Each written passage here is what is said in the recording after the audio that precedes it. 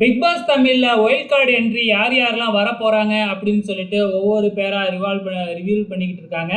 So first எடுத்த உடனே திவ்யா கணேஷ் என்ட்ரியை தான் வந்து நமக்கு காமிச்சிருப்பாங்க.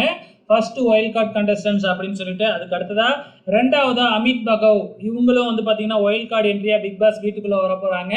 மூன்றாவதா வந்து பார்த்தீங்கன்னா நம்ம சாண்ட்ரா எம்மி, அதாவது வந்து பார்த்தீங்கன்னா ஏற்கனவே இந்த 3 பேரையுமே நான் சொல்லிட்டேன் ஒயில்ட் கார்டில் உள்ளார வரப்போகிறாங்க அப்படின்னு. இவங்க ஞாயிற்றுக்கிழமையே எதிர்பார்த்தோம், ஆனால் வந்து பார்த்தீங்கன்னா வரல.